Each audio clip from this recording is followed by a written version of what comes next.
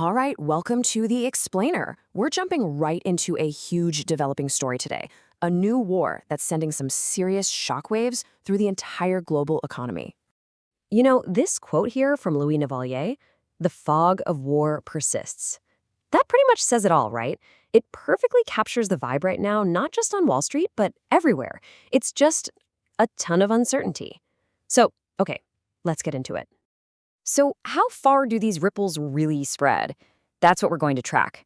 We'll follow the shockwaves from the obvious stuff, like the price of oil, all the way to some corners of the tech world that you would probably never expect. Okay, Section 1, a world on edge. So first things first, let's get a handle on what's causing all this turmoil. And it all boils down to a military conflict that is escalating, and escalating fast in the Persian Gulf. And look, this is not some distant skirmish. We're talking about direct attacks on the absolute heart of the world's energy supply. I mean, you've got Qatar's LNG hub getting hit twice, a refinery in Saudi Arabia struck, Israel targeting the world's largest gas field, which then gets a threat from the US to basically blow it all up. It's just complete chaos, and it's brought shipping through the Strait of Hormuz, which is so vital, to a near standstill. All right, so that's the setup. Now let's look at the immediate fallout. Section 2, markets under pressure. As you'd expect, the very first shockwave, the most immediate one, hit the financial markets. Hard. $119. Let that sink in. That's how high a barrel of oil briefly spiked. Now, a surge like that, it's not just a headline, it's pure panic on trading floors all over the world. And with oil prices doing that, of course the stock market reacted instantly. The Dow dropped 204 points. Investors were just running for the exits, totally spooked by the idea of a long, expensive energy crisis. What's really crazy is that in this kind of panic, even the usual safe places to put your money, they weren't safe. Take gold. It's normally the go-to for stability, right? Well, it saw a huge sell-off, dropping almost 6%. And that tells you something really important.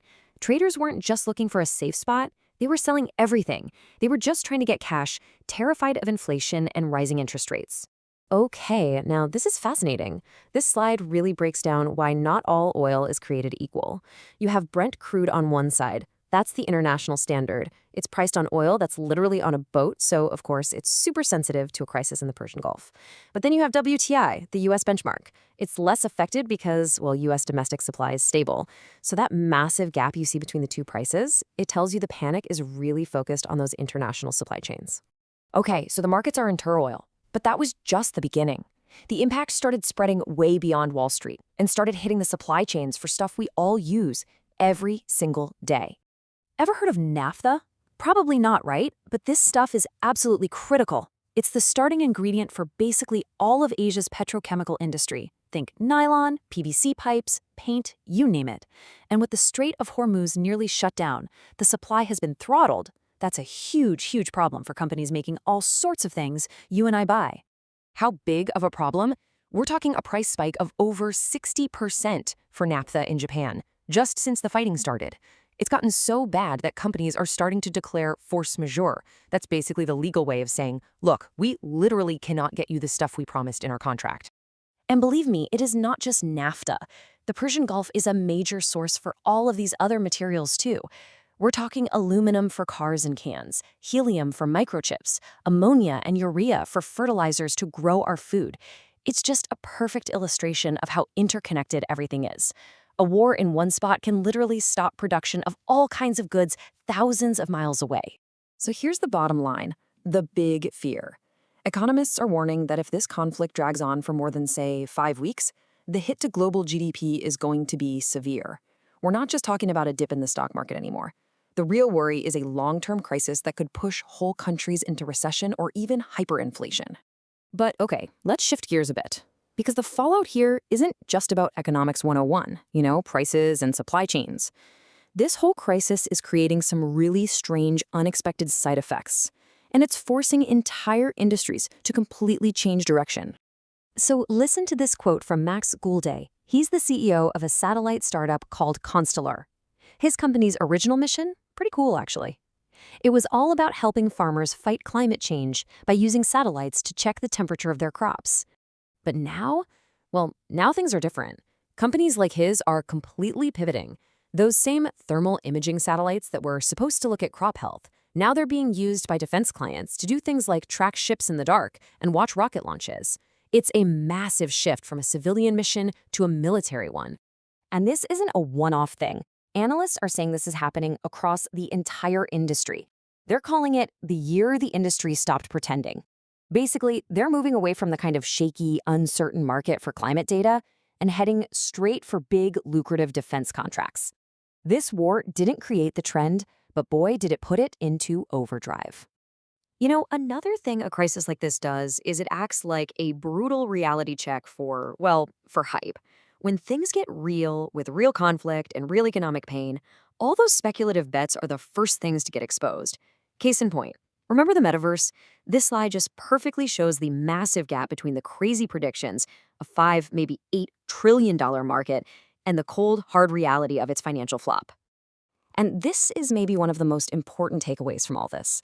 The total collapse of the metaverse hype. It's a huge cautionary tale. It shows that when a real-world crisis hits, these speculative bubbles have a tendency to burst. And that's something we should probably keep in mind as we watch billions and billions of dollars get poured into AI based on, similarly grand futuristic projections. So, okay, that's a lot of chaos. The big question is, where do we go from here?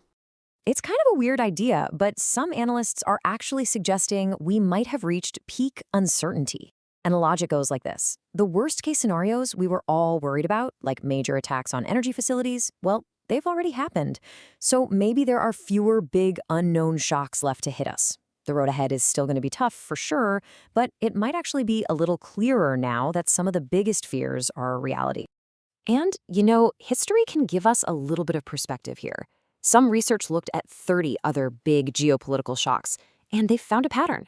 Yeah, the initial shock is always sharp, it's always painful, but the recovery tends to be surprisingly quick. On average, the market hits its lowest point about 3 weeks in, and then it's typically back to where it started in just under 7 weeks. But here's the final thought. Even if the stock market does bounce back, like it usually does, this conflict has laid bare some deep, deep vulnerabilities in our global supply chains. It's shifted entire industries.